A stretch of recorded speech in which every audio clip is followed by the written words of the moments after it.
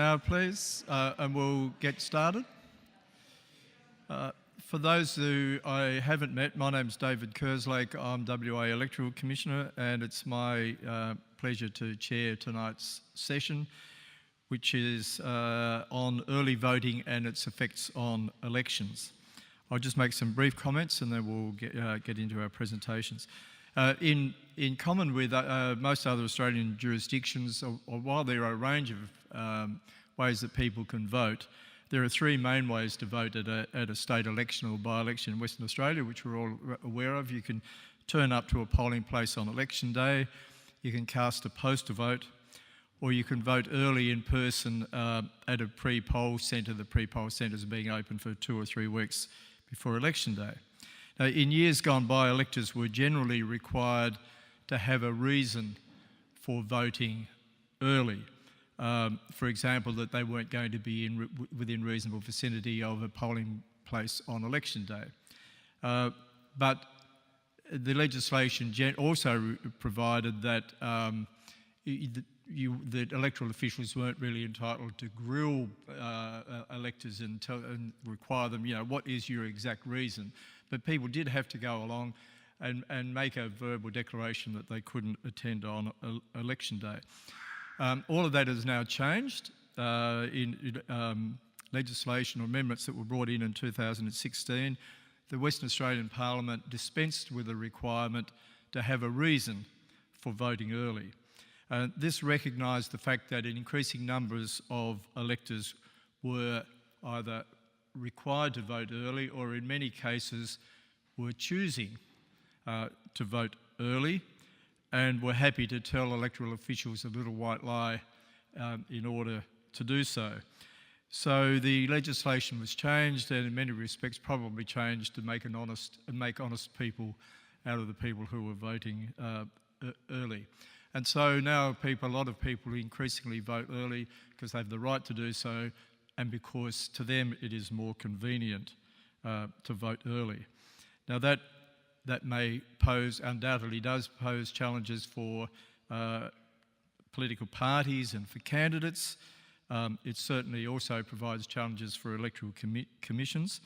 But be that as it may, there is no doubt that there's been a huge increase in early voting and that increase will continue. And that's one of the topics that's the topic that we'll be covering tonight. Our first speaker is Dr. Narelle Miragliotta. Narelle is a senior lecturer in Australian politics at Monash University. She has broad teaching and research interests in Australian political institutions, including political parties, elections and electoral systems. And she'll be sharing with us tonight her recent research into convenience voting in Victoria with some important considerations for the future of convenience voting in Western Australia. So I'd ask you to welcome Narelle.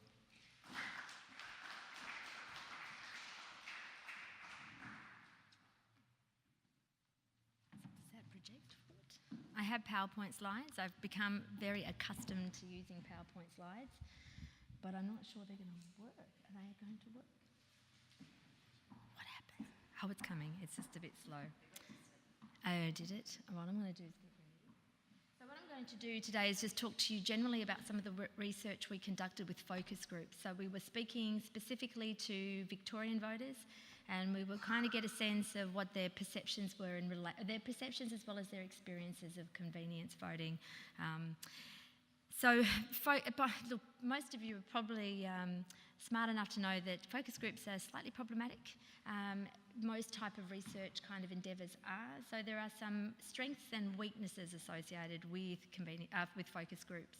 The strength, of course, is you get an opportunity to really speak to people about their views and their opinions. The downside is that you don't necessarily have a representative sample, and there is a sense too when you're conducting focus groups that people have a tendency to herd. So while I'm relatively convinced that what people were giving me were their actual opinions and their views, there was a sense of that when you kind of went back and looked at the transcripts. Now, just by way of context, do you want me to use the microphone? Oh, I do my best not to use microphones under normal... Okay, I'll use the microphone. All right, so by way of context, I just want to situate something a little about what convenience voting is. Now, convenience voting, as most of you know, refers to those measures which permit flexibility in terms of when, how and where the elector casts his or her vote. So basically it's taken here to refer to any measure that permits non-standard forms of voting. And as a result of that, what convenience voting does is it changes it's forms of voting which may occur on a day that is not a Saturday, and certainly not the official election day. It's voting which does not necessarily always take place in an authorised polling station, forms of voting where people haven't necessarily even voted within their own home electorates, and sometimes not even using paper and pen, right?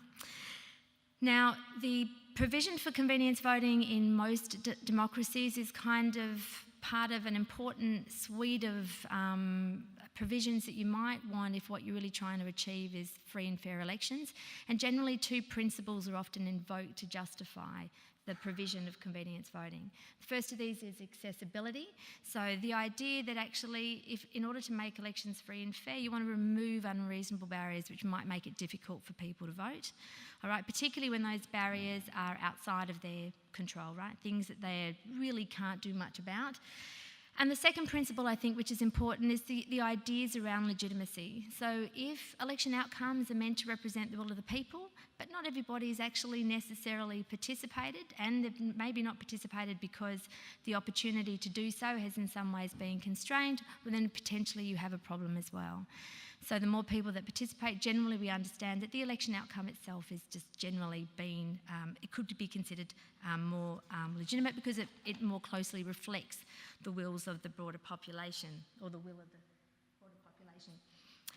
Now, in terms of Australia, convenience voting initiatives have mostly, not exclusively, but mostly been justified or introduced as a solution to improving accessibility, rather than as an initiative that's been fundamentally designed to improve turnout. So it's long as it existed in Australia. As early as 1890, the South Australian Colonial Parliament began to utilise a form of absent voting for men at sea. Victoria adopted it in 1900. Western Australia, I think, introduced, Harry's here, he's probably be able to do a better job than me at explaining this, introduced absent voting in 1896 and replaced that in 1904 with postal voting, and the Commonwealth introduced it in 1902. So there's a long experience with convenience voting of some form in this country. Now, the initiatives were really justified so as to enfranchise at that time what were considered floating workers and rural voters, so ensuring that these people had an opportunity to vote, a recognition too that this was a large landmass. Populations were somewhat dispersed. There was a need to kind of make it easier for people to vote. When they start to begin to think about allowing women to vote, the importance of convenience voting initiatives also takes on renewed urgency.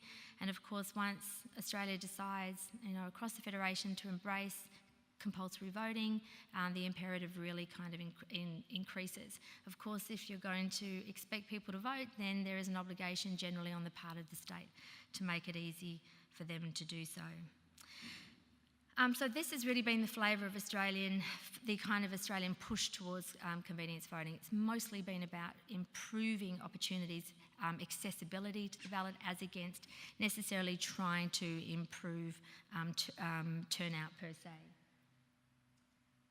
Now, in the early stages, I suppose it's fair to say that there was deeper support for the principle of convenience voting in the very early stages, because clearly Australian parliaments began to embrace different types of convenience voting, but there was also a little bit of argy-bargy around it. So the nascent Labor parties were the keenest, at least initially, on particularly postal voting. They were kind of very keen to ensure that working men initially and then later women were enfranchised. So they pushed pretty hard for its initial introduction.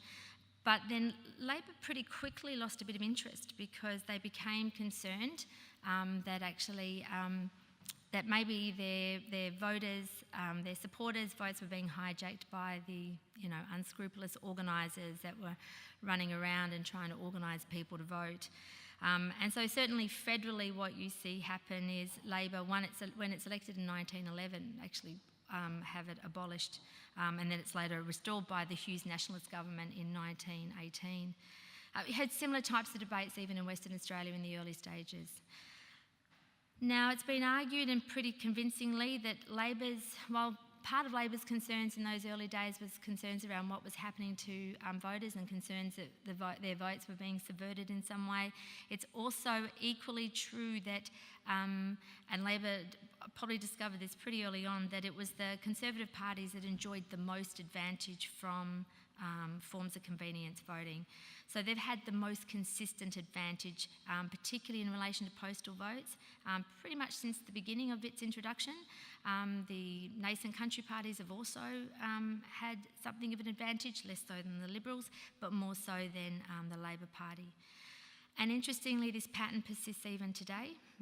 So according to McAllister and Muller, they recently completed a study for a journal called Electoral Studies, and they basically found that the coalition still gains, certainly federally, a modest advantage, especially in relation to postal votes. The advantage is pretty small, but as they point out, it can be actually quite important when election contests are close. So there is, and because elections are becoming, increasingly more volatile, sometimes those things matter.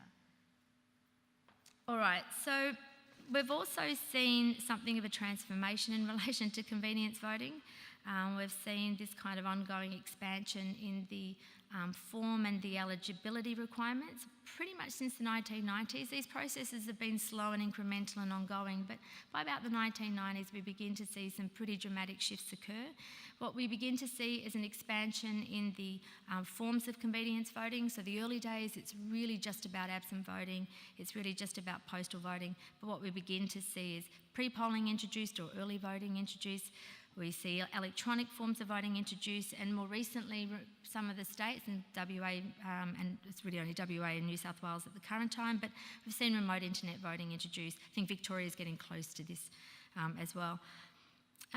We've also seen a relaxation in the eligibility requirements as well. So the specified reasons that people had to offer have actually been diluted or removed or replaced over time with softer language that kind of increasingly makes it easier for people to claim this particular kind of right. And as Graham Moore has argued, what we have as a result is that convenience voting has gone from something that was meant to be a privilege to something which is now increasingly understood as a right under Australian electoral laws.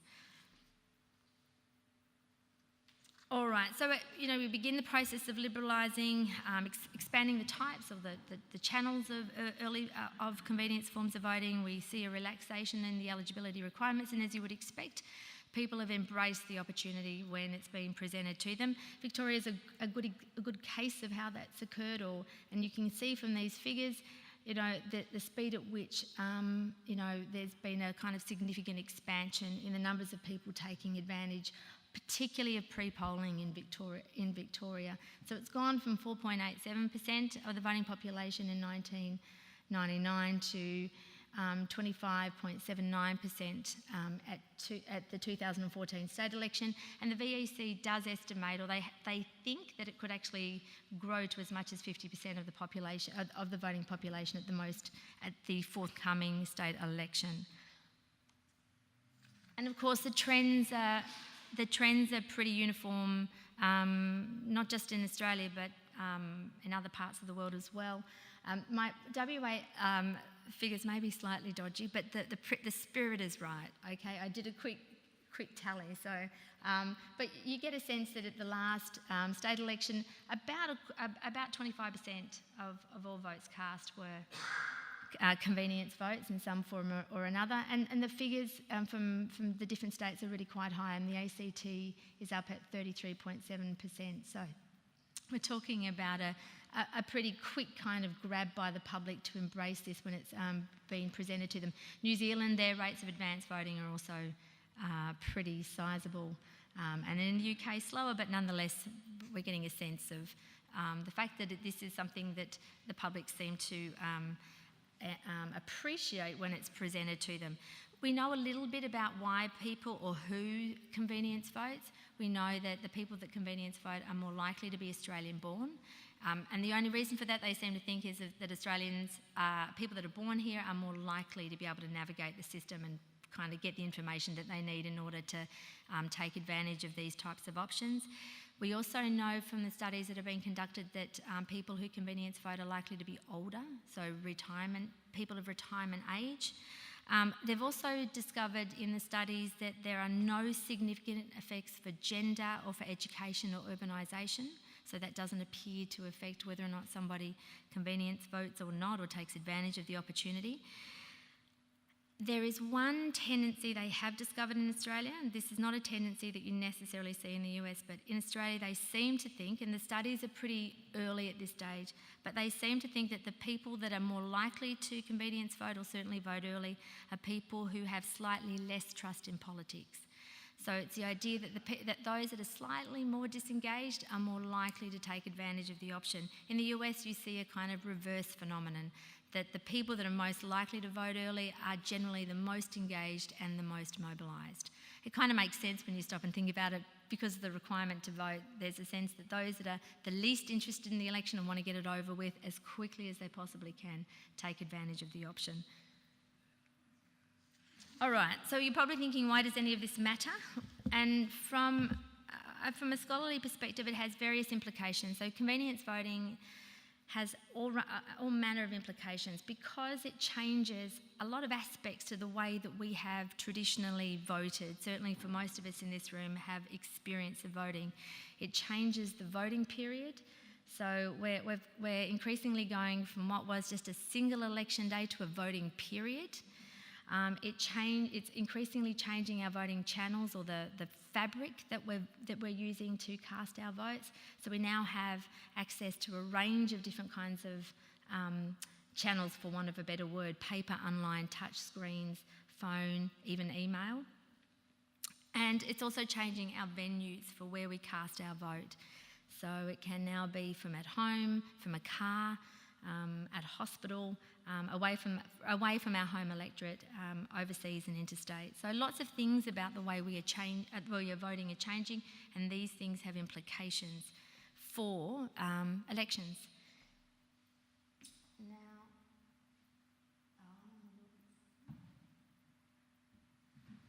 it doesn't want to work. Isn't that a shame?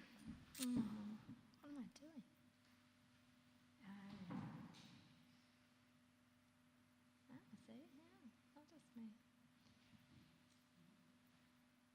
Stuck. Because this was when the choice quotes came in, you see.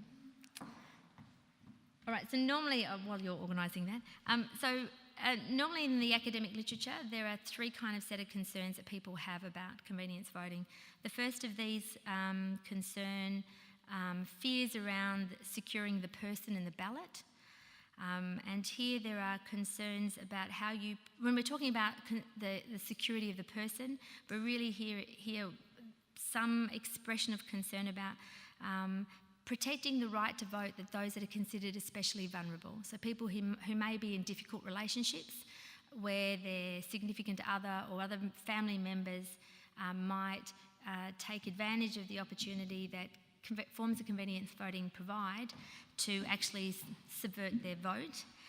So there's generally been this idea that when we transition to voting at polling booths, there was at least the electoral officials that were able to watch, and there was this idea that somehow people's votes were more likely to be conducted according to their own freedom of conscience. There are also then concerns associated with how you secure the ballot when you transition to certain forms of convenience voting. Long-standing worries about votes being tampered with. This concern has existed for a long time in relation to postal voting, concerns that people's votes would be intercepted or lost by the postal services. And of course, in recent times, it's kind of sparked quite a significant debate, quite a big literature about how you protect votes when we transition towards electronic and internet forms of voting.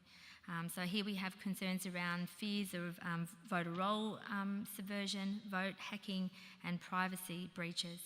So security is one of the big concerns that we see reflected in the literature.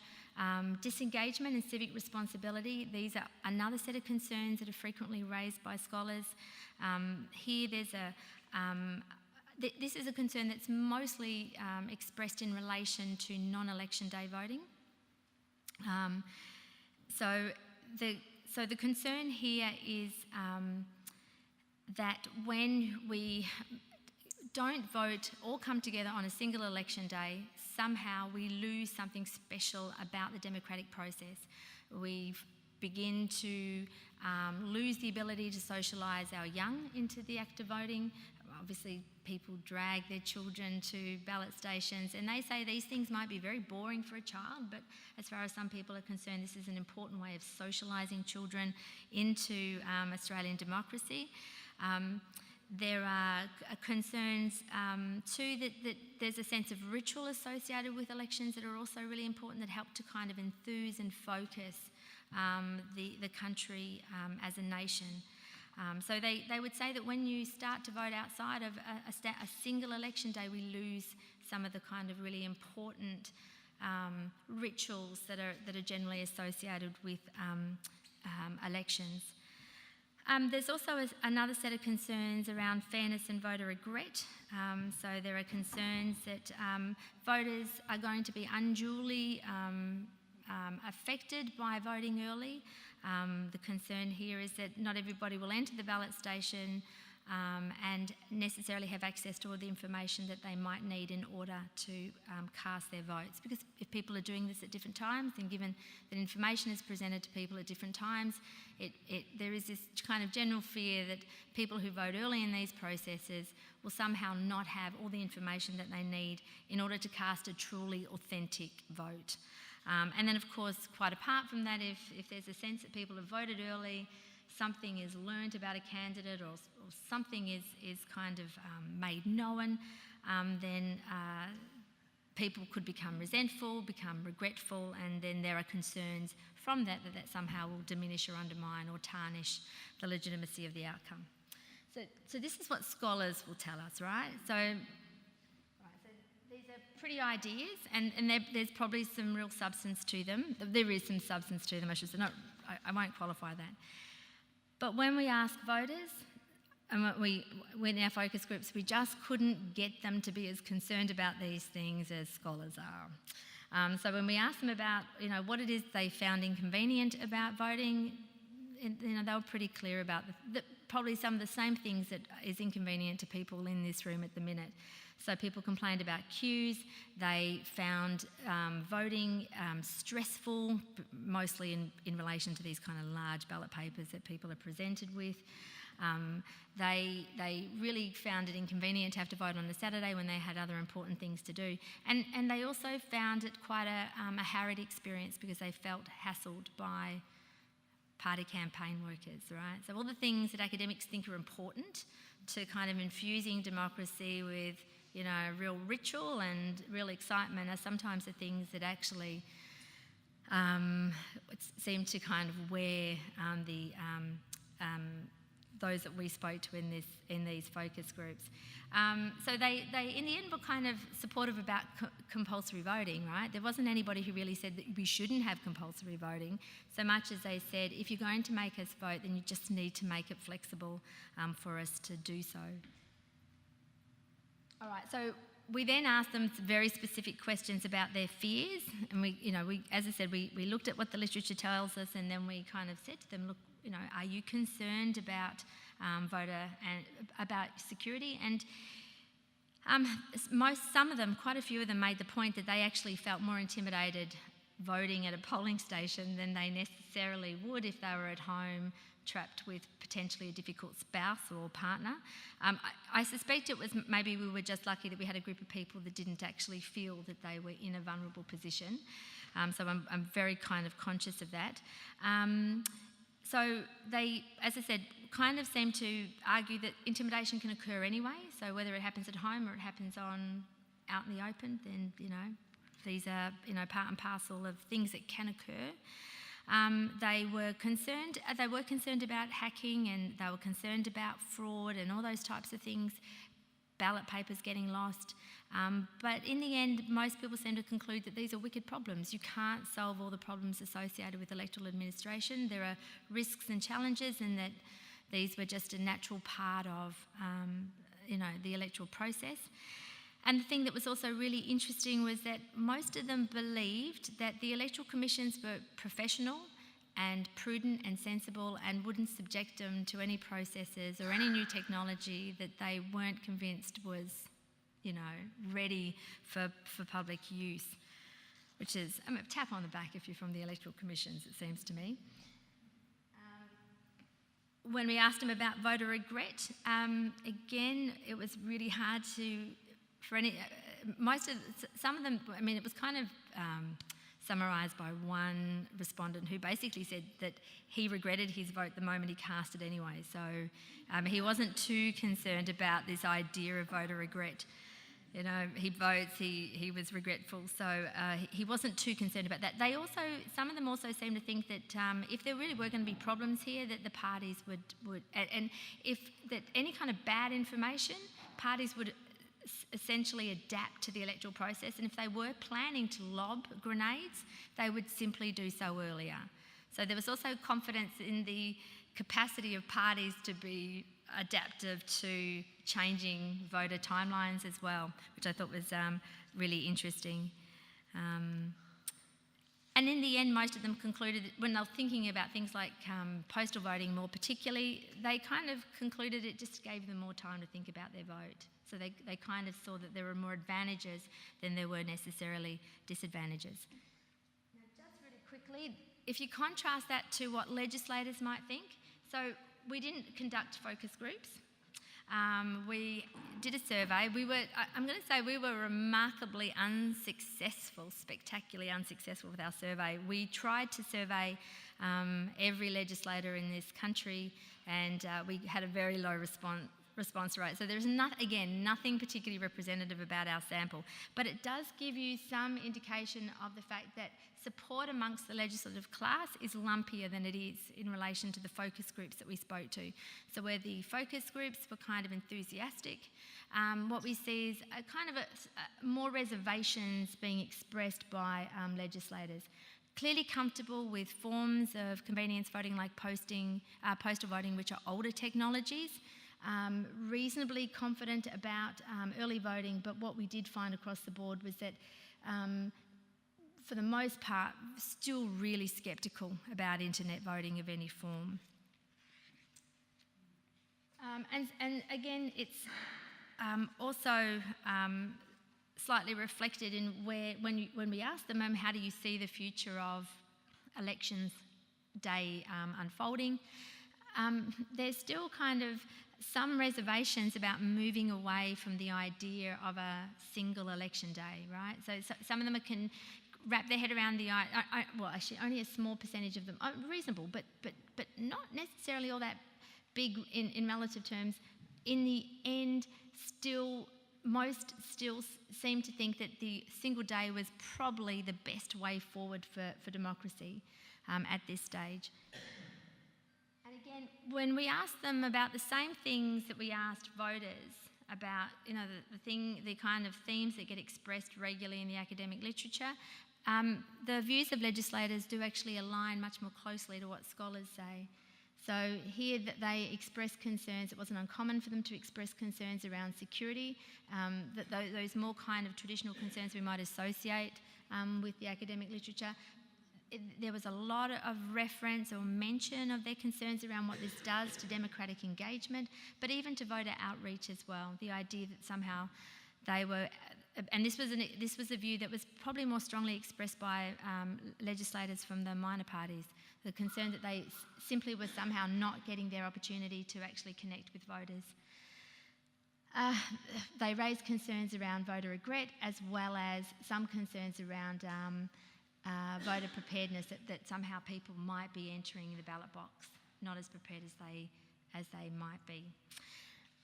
So what I'm going to do now is hand you over to Martin, because Martin's going to talk through with you a bit more. He's done more detailed study of...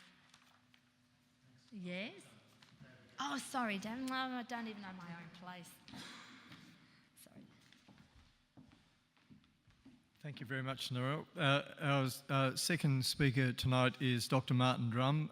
Martin is Associate Professor in Politics and International Relations at the University of Notre Dame and is an active researcher and commentator on Australian politics and public policy. He published a paper last year in the Australasian Parliamentary Review entitled Western Australia's State Election of 2017, What are the Implications? He's also published a textbook on, I think it's called Politics in Australia, Assessing the Evidence, co-authored with John Tate. And Martin will be presenting tonight, I think, some of the perspectives of on political parties and candidates, expanding on that in relation to the effects of convenience voting. I ask you to welcome Martin.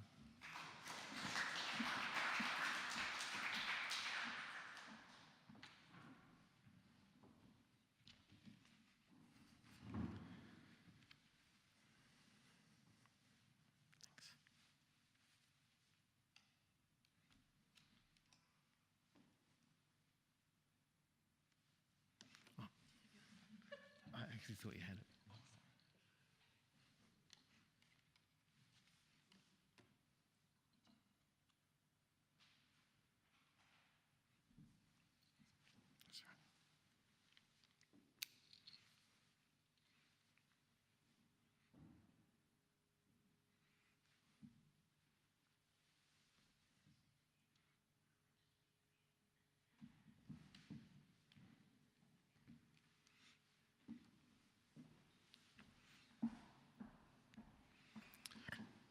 So, okay, off and running.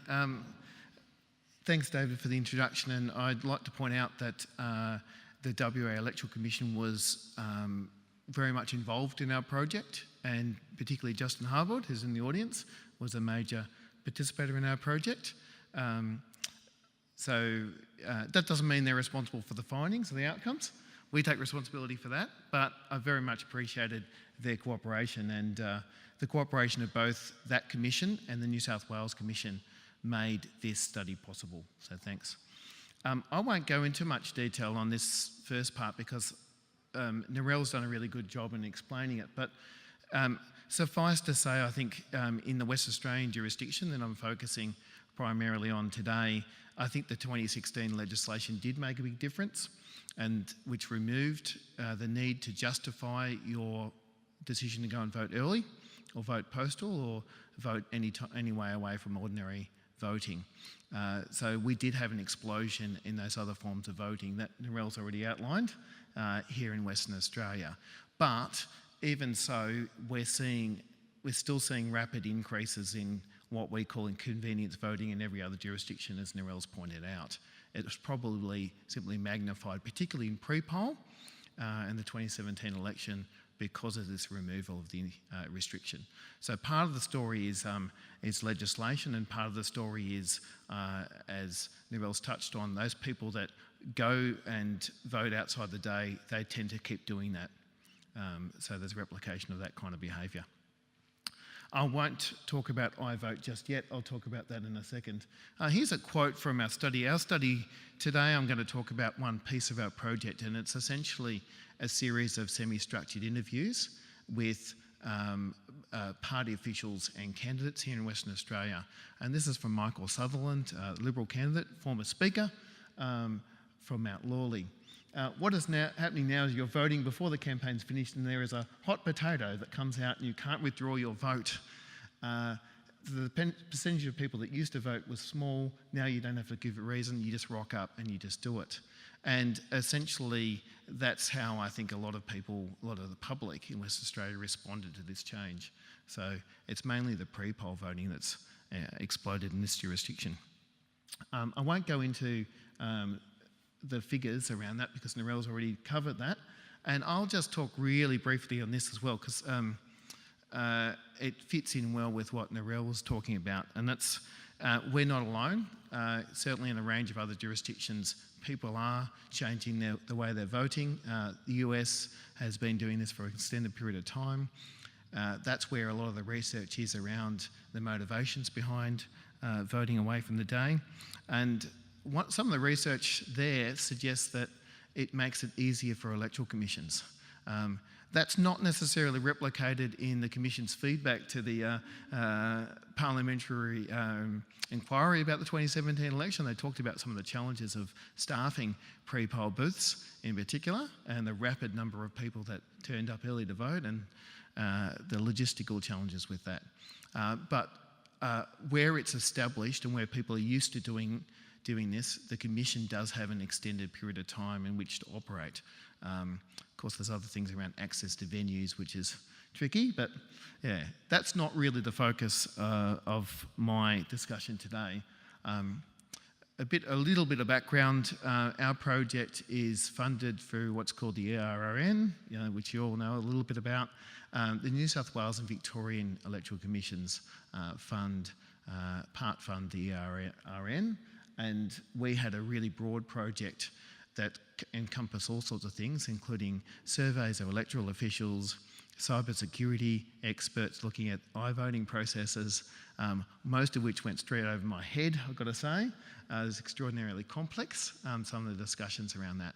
I'm taking one piece of that tonight, and it's this piece here. It's a series of interviews, and you can see there's 19 interviews across New South Wales and Western Australia, and the lion's share of them came from Western Australia. So I think we did better in terms of our response to this discussion. There's 4 state directors, Labor, Liberal, Nationals and Greens, that participated in this project, and 9 candidates. One of those, Jessica Shaw, is here today. Thanks, Jessica.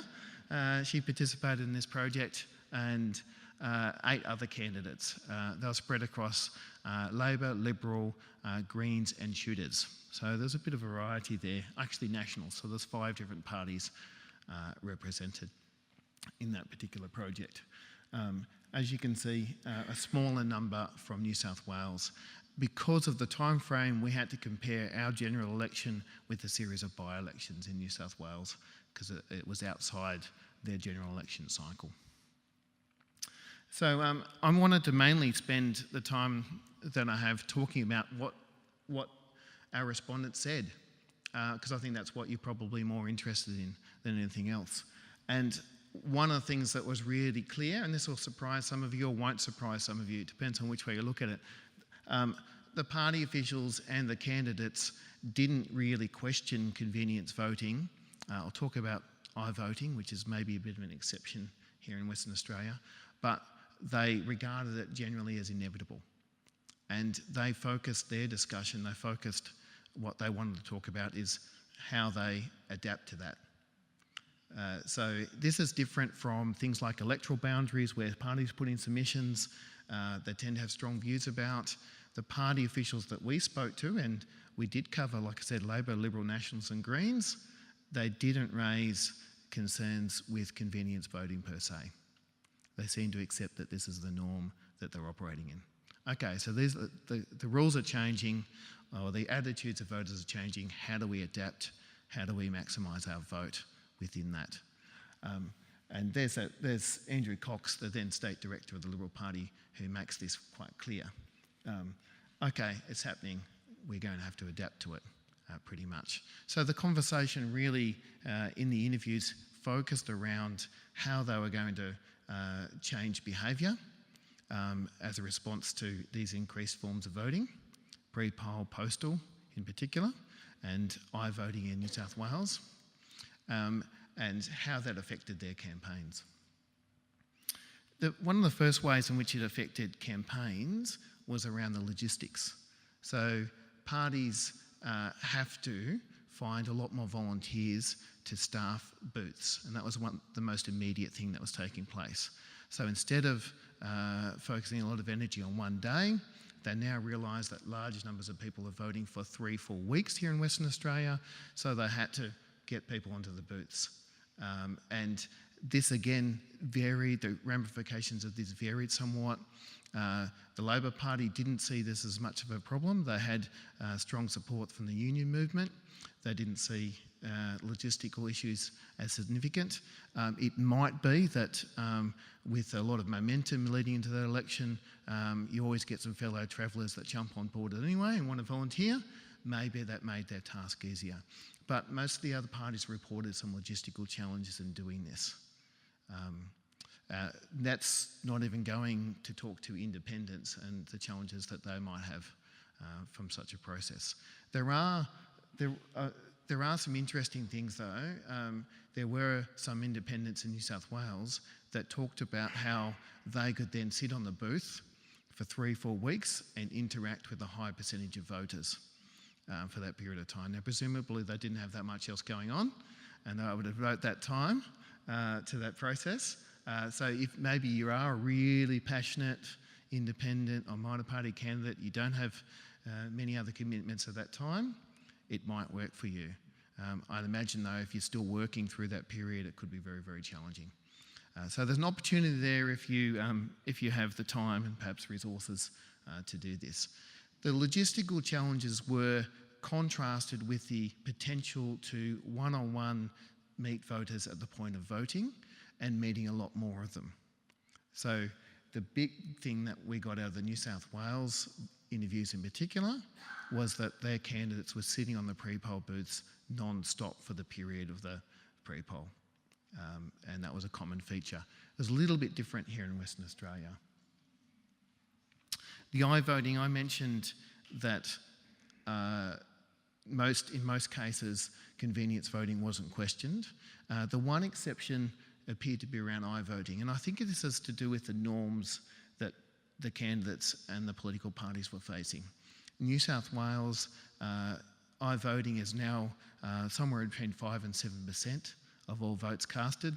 It's been there for several general election cycles, and the candidates and parties were well aware of it and factoring it into their campaigning. Here in Western Australia, we only had I-voting for the first time in 2017. It's a heavily restricted form of voting at this point in time. It's restricted only to those that have specific problems with accessibility in getting to the ordinary booth on polling day, and just over 2,000 people voted that way. That's a tiny fraction of 1% if you do your sums. It's not a significant number of people at this stage. So what does that mean? It means that people are less familiar with the whole idea of it, and they're probably not factoring it heavily into their campaigning at the moment. In fact, quite a few candidates weren't even aware that I-vote existed. And these were candidates in marginal seats, so it was quite interesting.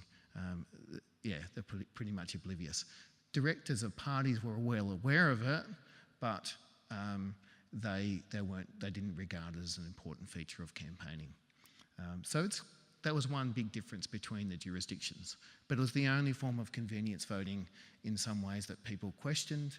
There's an example of Andrew Beaton from the Greens raising concerns over security, and that was actually a fairly common response from a lot of the candidates. They were a bit unsure about it on the whole. Postal voting was really interesting because postal voting has been static or in slight decline in most jurisdictions, but it rose in Western Australia at the last election. And that's often sheeted home to a strong emphasis from the Liberal Party of Western Australia on using postal voting. Whether that continues is an interesting prospect. There's a rather frank quote here from Andrew Cox from the Liberal Party, who says basically they may not continue to do this because of its expense. Australia Post charges are considerably higher.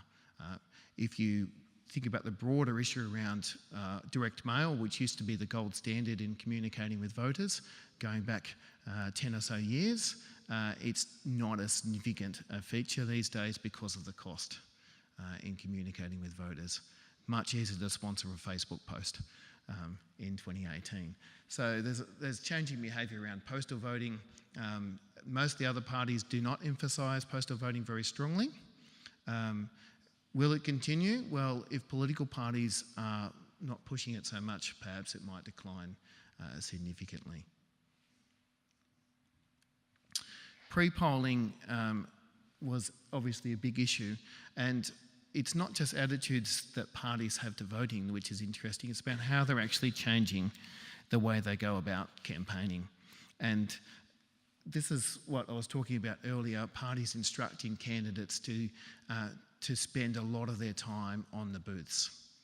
This second quote's from ALP New South Wales, Callum Manane, General Secretary there. Patrick Gorman here was not as explicit, but he expressed similar sentiments. Strong emphasis on candidates spending as much time as possible on the booth to meet voters one-on-one. It is not completely, but largely replacing some of the other voter interaction efforts such as door knocking. That was the responses that we got as part of that project. I think probably some candidates might be quite happy to be sitting on a pre-poll booth rather than wearing out lots of pairs of shoes door knocking. Especially as some of the campaigns are in the middle of summer. So that's one of the first things, is the amount of candidate behaviour and how that's actually changing, but it's not the only significant thing that we're seeing change. Probably I think the main campaigning change and the main responses we got from our party officials and our candidates are about the way that they changed their release of information. So they had to organise their policies much faster. Now this is an election that has a fixed date, the WA election 2017. You can imagine the challenges with a snap federal election and how that might play out. Because in a 5-week campaign, if you have a 3-week pre-poll period, you are looking to front end most of your advertising and a lot of your policy, more attractive policy announcements in the front part of the campaign. You cannot afford to have at least a third, maybe in the future as much as 40% of the voters voting before you wheel out some of your policy announcements. So we can expect to see a big change in that. And already in 2017 we saw the campaign launches of both major political parties pushed out from the poll accordingly. So parties are already changing behaviour. We expect this to continue because the rate at which people are voting much earlier. So it's quite an interesting one. Just expanding a little bit further, it is quite interesting. There's positive and negative announcements as well. So there was a lot of discussion amongst parties about how they were both happy to game the system somewhat themselves and announce their own policies earlier, but they were frustrated when their opponents pushed back unpopular policies to a period when a lot of people have voted. So you've got this kind of response where we're getting out our information much earlier, and then you've got the same person making the comment that political parties are avoiding voter punishment by holding off announcements till late in the campaign. So there's, it's two sides of the coin, isn't it? And one of the tricky things is that costings from political parties tend to be released very late in the campaign period, and now you might have a quarter of the electorate that has voted before the costings come out, and they typically might have some unpopular cost cutting, for instance, to make the books balance. So this is another interesting permutation, perhaps. And I had to include this comment from Philip Despotovsky from the Shooters. It's frustrating when your opposition makes a mistake or does something and they do it too late to cause themselves enough damage. So I thought that was really quite amusing in the way that he's actually expressing that. So people looking to pick up from their opponent's mistakes might be a bit disappointed because of the number of people that have already voted. So there's lots of interesting ways in which candidate behaviour is being candidate and party behaviour is being influenced by a changing environment here in terms of when and where people actually vote. Here's a comment, and it's made. The interviews didn't know what each other were saying, of course, but you've got Lisa Cole's comment that, okay, people are releasing comments really late, costings really late, and this is an alternative view from Patrick Gorman, who says, actually, voters can choose whenever they vote. So if you're really interested in costings, then vote late. You know, if you don't really care, then vote early. I suppose that kind of reinforces the focus groups that Narelle spoke to, where people who already made up their mind or a bit disengaged, vote early, get out of the road, and are not going to be influenced by the release of costings anyway. I'm just going to make a really quick comment. We didn't really look at the electoral outcomes per voting type for the 2017 election. It wouldn't have made a material difference because, of course, that was a very one-sided affair. But what has been interesting in very recent weeks is significant differences in voting trends away from the day versus on the day. And this has played out for those of you that might be particularly interested and passionate about these things in the recent Wentworth election. And you can see there in that graph the difference in voting trends before the day and on the day. So a swing against the Liberals in Wentworth of 15% before the day, and a swing of 21% on the day. And you know, I suppose one way of interpreting that data is that if that election was held a couple of weeks earlier, maybe the result would be different. I think that's probably not the only way you can draw those conclusions. There's a lot more going on. Electoral commissions have tended to make pre-poll more accessible, and there were pre-poll booths opened up in areas that weren't there previously, and that does affect the overall pre-poll vote. So it's not as simple as just saying all the same people are voting pre-poll this time as last time. But I think it's still interesting to see some discrepancy in the way people are voting before the day and on the day. That might make elections a bit harder to call, particularly if larger and larger numbers of people are voting outside the day. Obviously, notoriously, postal votes come in much later, and so they can't be counted on the day. The one other thing I'd unpack here, if you look at the postal votes for Wentworth, you can see a material difference in the ones that were counted earlier versus the ones that came in subsequently. So the ones that counted earlier are presumably the ones that were lodged earlier. Now, we can't prove that, but you can see as the counting went on, the change there. And it's quite a discernible change, quite a marked change as polling day approached. I can't give you the final number because the Electoral Commission's held off on counting until tomorrow, so if it was a couple of days later, I'll be much more informative, I presume.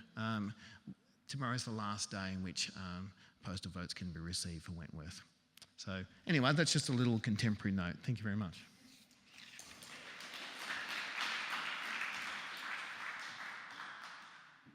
So I'll open up the floor to any questions that people may have. I don't know whether we want to hand the microphone around or whether if we have another one to hand around, or perhaps if you... So, thank you. Is that working? Oh, thanks very much. That was very interesting. The thing that I really want to know is the impact of the Liberal Party posting out postal votes. It might not be relevant anymore from what you're saying, on their vote, because it's so overdetermined by the fact that more older people vote Liberal, and as you were saying, Narelle, more older people either pre-poll or vote early. Is there any kind of evidence at all of whether, because you know how the Liberal, well, you might not, I don't know what happens in other states, but they post out the register for pre-poll, but then also butte information about them. Well,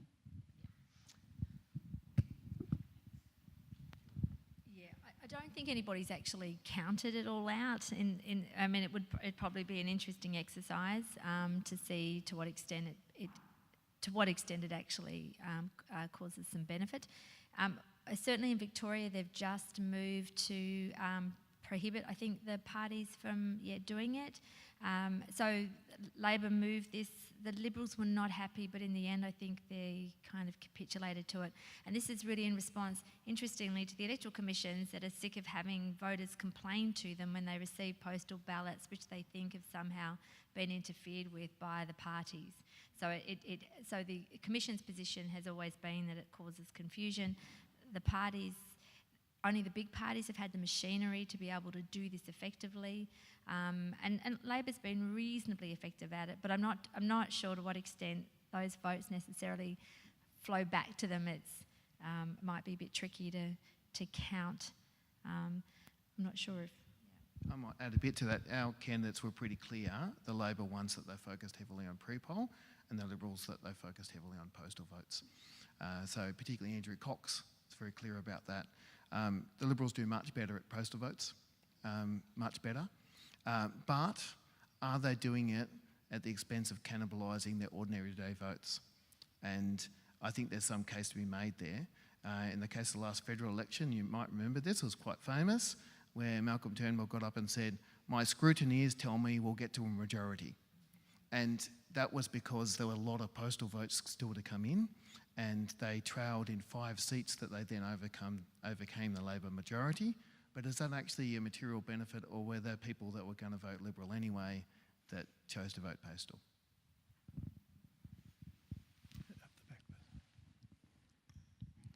Yeah, hi. I am Jess Shaw, one of your subjects.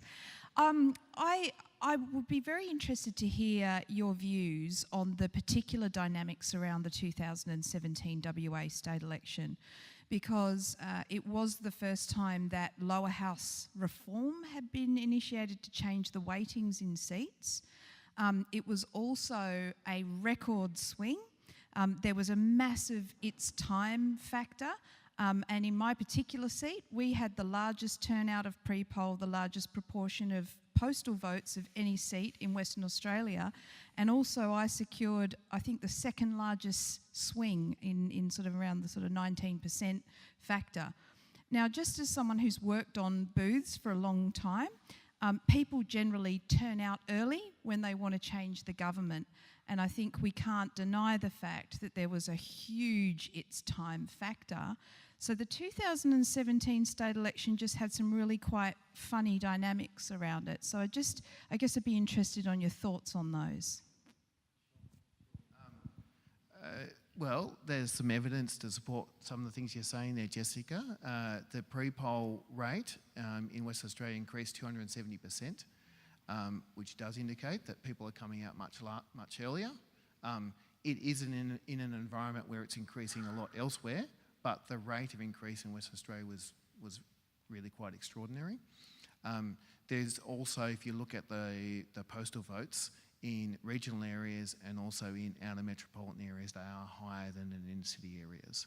Again, that won't surprise you because accessibility is more of an issue in those areas. So being an outer metropolitan electorate, again, that's not that surprising, I guess. And the other thing is, just in line with what Narelle and I were talking about, if your electorate has had quite a few postal votes in the past, that's a sticky process. People tend to keep on doing that, and Swan Hills would have had more, but they probably had some fairly high rates previously as well. Yeah. Thank you. Diane Evers, I was elected in the last election for the Southwest. And from my memory, I believe, although it was 3 weeks pre-polling in the 2017 election, I think it was just 2 before that. And I'm just wondering, does that have any play in there? And is the Electoral Commission thinking about that for next time? And are we going to go to 4 weeks, or would we go back to 1? You know, what's...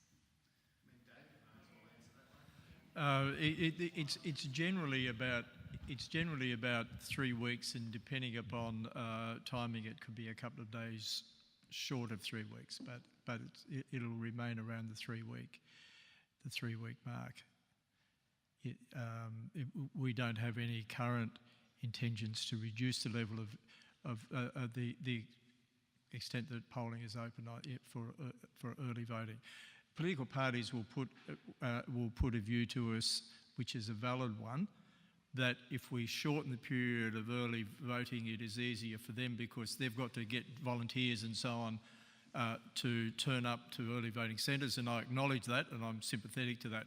But we are on the side of providing the greater accessibility for the voter in terms of that early voting period.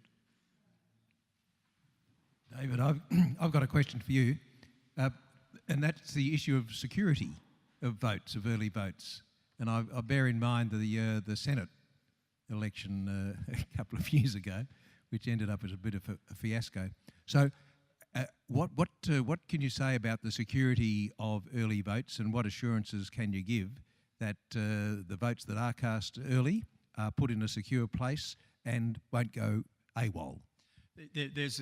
Thanks, Peter. There's a great emphasis on security, whether it be for early voting or on election day, and I wouldn't see any distinction between the two, that one is any less secure than the other, because the procedures we have in place are very stringent at early voting centres and at on election day. The other point that you raised is the fact that, and I emphasise the word federally, that some ballot papers went missing. That did heighten everybody's consciousness around Australia in terms of security. So there are a lot of measures brought in for early and election day security with that in mind.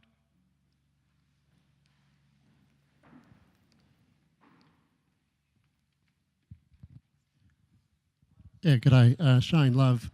I represent an electorate just outside of Perth, and one of the particular problems that I experienced with early voting was that the only early voting place in my electorate was in a relatively small town, but many of my constituents went to outlying centres, or places like Geraldton or Joondalup, Northam, and other places where no information was available for them about the particular electorate they were voting for. So I have some considerable concerns about the level of information. I'm aware in one particular polling booth where they ran out of polling papers because so many people came in, and then wrote some out by hand and wrongly ascribed me to being a Liberal candidate. So that certainly would have affected those persons' votes. So I have some concerns in that diverse electorate about the value of this early polling. And I also wonder if we could move to a system where internet voting became the norm, whether that would be a driver to reduce the period of polling back down again, so that we can get back to a point where people are making decisions based on the same level of information.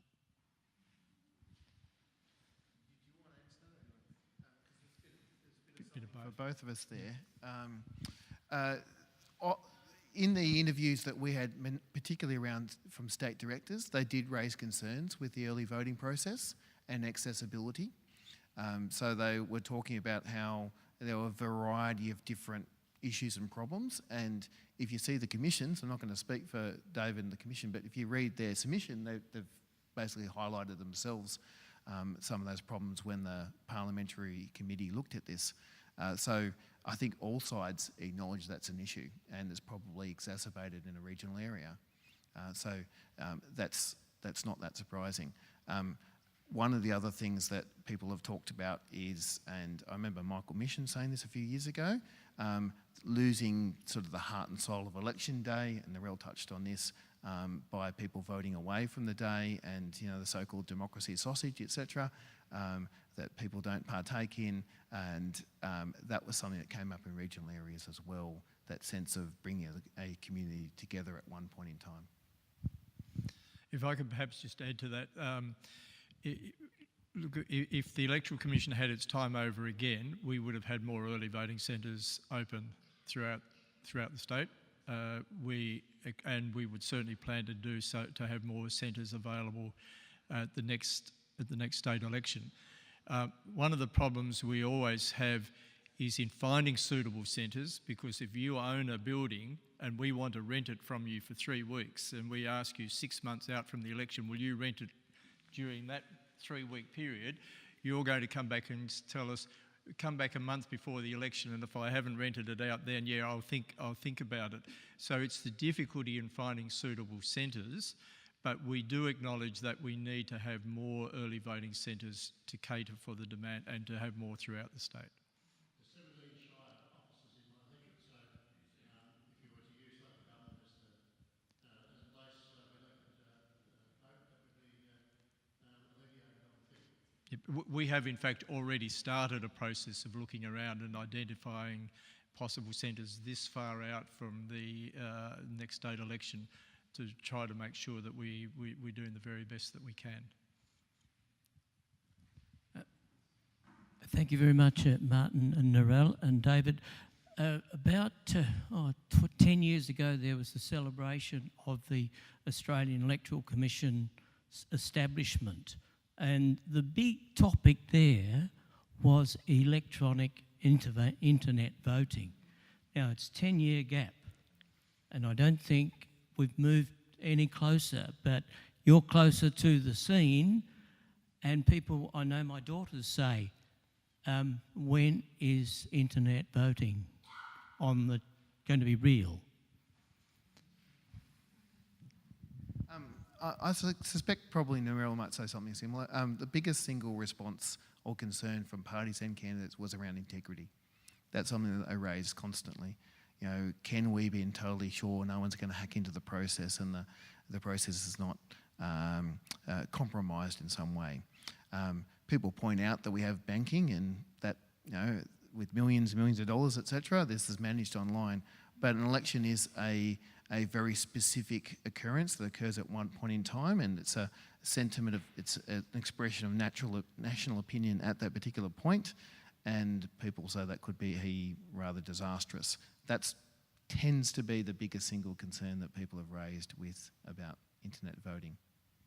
And I do suspect with parties in relation to internet voting, at least with pre-polling, people have to turn out. They get to see them. The problem with internet voting is that they may very well do that from home, right? So from the party's perspective, it becomes a little bit harder to connect to their kind of electorate. So I wonder whether or not I do think that generally there are some serious concerns around security, but I do wonder to what extent they haven't quite worked out how they would campaign in an environment where people were voting from home. And can I just add to that point? You may be interested. Electoral commissions around Australia are currently, or have just started to collaborate together on looking at the possible development of a national internet voting system. Now, that doesn't mean that we are advocates of internet voting. It does, though, indicate that we acknowledge that the demand for internet voting is likely to increase, and at some point legislators might give in to that demand, and we can't afford to be caught with our pants down.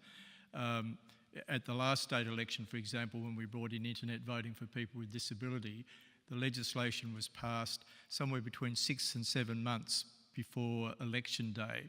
So I can assure you it is no fun trying to cobble together an internet voting system in 6 or 7 months. That is very difficult. Even using the New South Wales iVote system, which was the only system that was available, we had to make a lot of changes to fit it into our own systems. And that was extremely difficult. And we had meetings, strategic meetings of our team managing it, where we, in those 6 months, where we were going from, will we call it off? Do we keep going? Can we make it? Will we be able to make it on time? Because we only had 6 months to do it. So the Electoral Commission's now faced with that possibility that they might be asked to do that, are starting to look at collaborating on some sort of to try to maximise the security and so on features if we were asked to do it. Yes, look, in the last Parliament, the electoral legislation that indeed took away the requirement to say why you want to vote early was a result of some informal discussion between both the major parties. And in terms of electronic voting at home, there was very strong resistance, and I think we agreed with the then State Director of the Labor Party, who said he totally distrusted any vote that did not result in a piece of paper. And the other principle that we also was held to strongly is the question of civic engagement. When you vote early, you still get out of the house and you participate in the act of voting, and you are exposed to people, whereas if people simply can vote in their home and they are able-bodied people who could well be getting out and getting to a polling booth or an early voting centre, we thought that our civic culture is becoming badly compromised.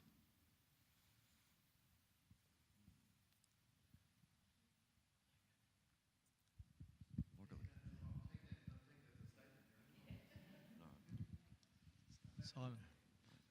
G'day, Dave. Look, first I'd just like to say thank you very much to presenters and to those behind the research that you've conducted. I know I've found this very informative and thought-provoking.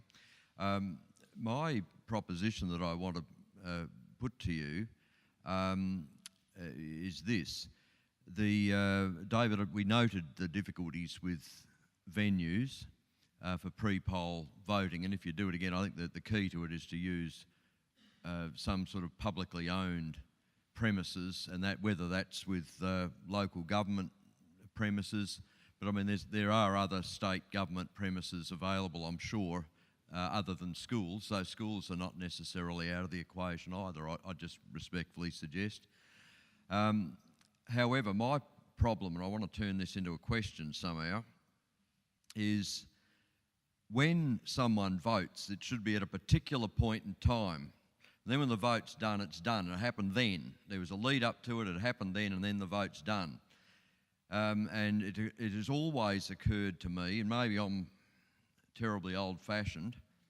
In fact, there's people here that have made that allegation before, but if I'm very old-fashioned, with an extended pre-poll period, and I think, in my view, 3 weeks is greatly extended, it's a bit like a juror in a 5-day trial saying to the judge, look, I can't, on day 3, I can't be here till the end of the week, but so I'm going to have to go home, but I reckon he's guilty.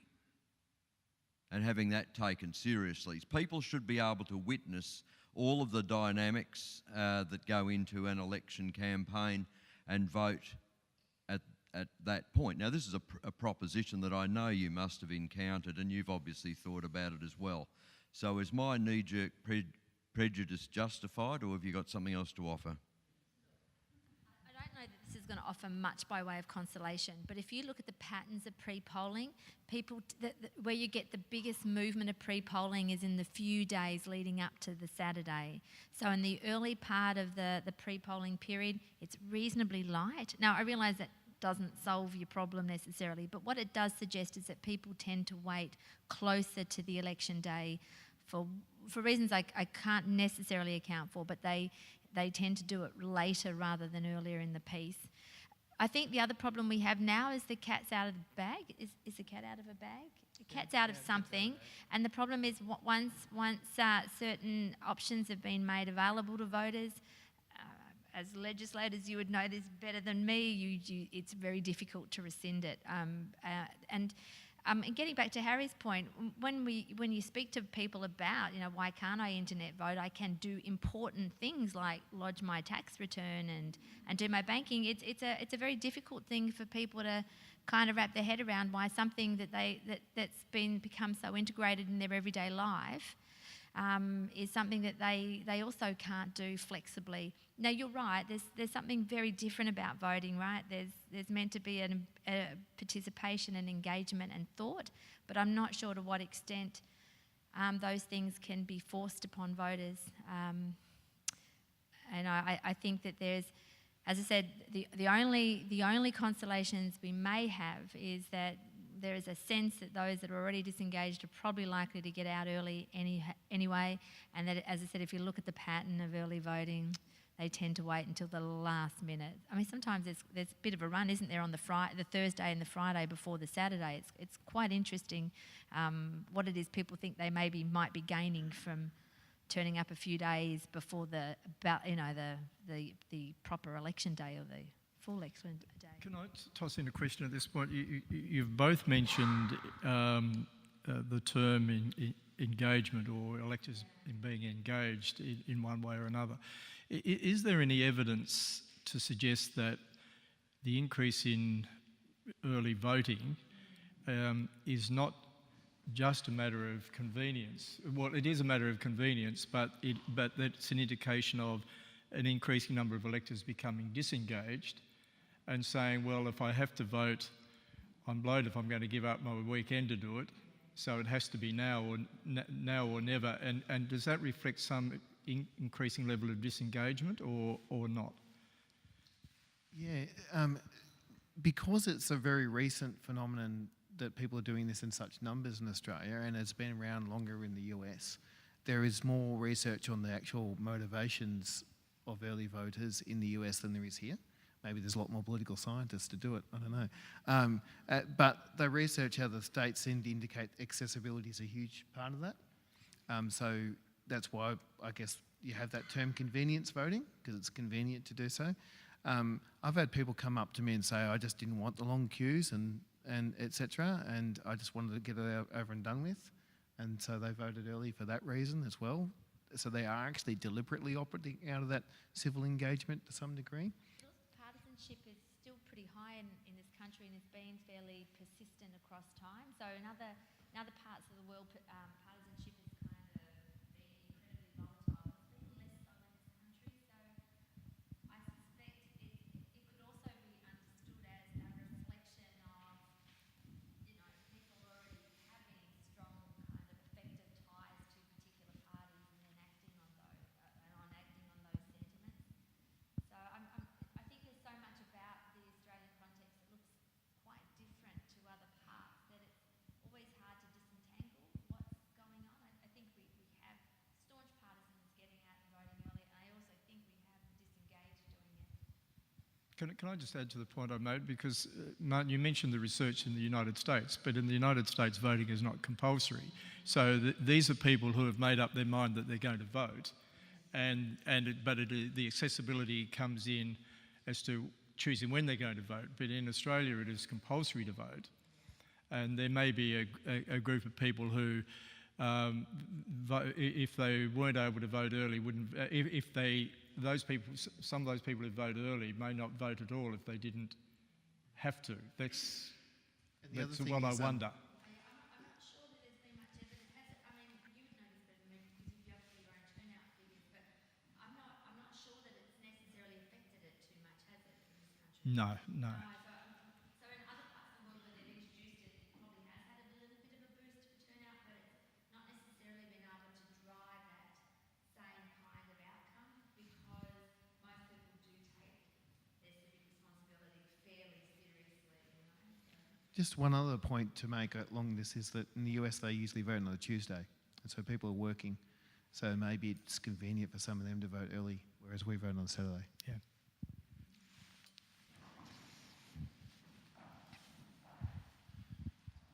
Just on that point, has there been any indication of an increase of informal votes with an extended pre-polling period, people voting early and the like, or is it more or less the same as the polls on the day? And that might give an indication as to disengagement and people trying to get it out of the way simply so that their vote's in and they're crossed off the list rather than being particularly interested. But I've got to say, I think that 3 weeks is absurdly long. Apart from the logistic problems that you've identified and being able to find suitable premises in order to be able to hold the pre-polling and the like, there's a balance between convenience in order to facilitate people's ability to do their civic duty and choose the leadership of their country, their state, their local government, and simply pandering to a first world, I can't be bothered putting myself out, so the whole system ought to be focused around my convenience and when I want to do something. There is a price to be paid for democracy and choosing your leaders, your government, who's going to run your community. And frankly, when you look at the way that polls are conducted in other countries where they're really battling to establish a democratic system, you don't have this sort of thing, well, cast a vote whenever you feel like it stuff. So I am concerned that there is a trend away from that and the sense of occasion, the sense of gathering the evidence, hearing both sides of the story. And now that blackouts are an impossibility to enforce, I would have thought blackouts are actually what you do have with a big pre-polling period so that everyone goes into it with the same knowledge. That's not practical anymore. But that's just my position on it. I think it's a sad trend. I think we ought to rein it in a little bit and make it more realistic, particularly in the case of electronic voting. But I'd be interested to know whether there has been more informality in voting in a pre-polling period. I can't answer that off the top of my head. I'd have to. I'm not sure what research has If it's been any done. consolation, I'm about to get to that paper, would you believe? So I've been thinking about that for a long time because I was interested in the way that different types of convenience voting, how that might affect the level or the rates of informality. And so we've only done something really basic, so I wouldn't get too excited by any of the findings. But what we initially found is that when not everybody was early voting, then rates of and we still have this difficulty of knowing. I can't tell when I look at the electoral statistics what are deliberate and what are you guys can see, but I can't see based on the data that I receive. But what we did find that at least initially rates of informality were lower, but as more and more people started to embrace different types of convenience voting, the rates actually kind of look like they would do with people voting on election day. But I was really, because I think the thing that gets in the way of informality still in this country is the complexity of the ballot paper. I'm certainly not suggesting that we get rid of preferential voting or any of those things, but that seems to be one of the biggest, clearly, problems for people in actually filling out their ballot papers in a way that's compliant with the law. So I was really very interested in whether or not postal voters, for example, cast fewer informal votes because they can do it at home where it's quiet and they don't feel panicked or rushed by other voters on election day. I will one day soon have an answer for you about that. I was just going to say, Narelle stole my thunder there because very clever of her. The voting system's really essential to informality rates. The other thing's voter apathy. So trying to actually drill down into what causes informality is not always easy. So is it about accessibility? Is it about general apathy? Or is it about the voting system? In the Senate, the last election, there was an assumption that there would be a dramatic rise in informality because the system had changed, but actually there was a rise of less than 1%. So people saw that as a bit of a win. What I'm driving at, I suppose, is whether the informality level on polling day is higher or lower than the informality level of votes cast the day before that, or right at the beginning of the period, and whether there's a different informality rate for, that sort of a thing, and for those places that have electronic voting, whether the informality rate in electronic voting is higher or lower than what you experience on polling day. One of the things, Justin, you might be able to help me here, but the votes cast on a given day early would go into a ballot box. We don't, then there may be the same votes going in the next day and the next day into the same ballot box. Yeah, you wouldn't necessarily know, but I don't know whether, Justin, you can add anything. We tend to publish informality as an aggregated figure. So as much as we calculate or count all the votes by the different classes, we probably do have those figures in the background. It's not something we tend to publish, so it'd be an interesting research perspective on that. We'll see what we can dig out. The only other comment I'd make on some of the earlier queries is that in terms of the length of the early voting period, it's a function of the legislation where the writ's issued on the first Wednesday in February, the polling day is the second Saturday in March, and early voting starts 2 days after nominations close. So depending on the relative calendar dates in a year, that's how you get the differences as to whether it's 2 or 3 weeks. It's not particularly discretion on the Electoral Commission's part. There are some challenges for us if we say, look, we're going to make it 2 weeks, and then say anybody who needed to vote in that week because they were flying out of the country or whatever else didn't have the opportunity to vote because we took a discretionary view that we weren't going to offer those services. So if there is to be a change, it needs to happen around those sorts of parameters. Okay, unless there are any other questions, I'm conscious of the time. So I'd ask you, please, to express your appreciation for our speakers tonight.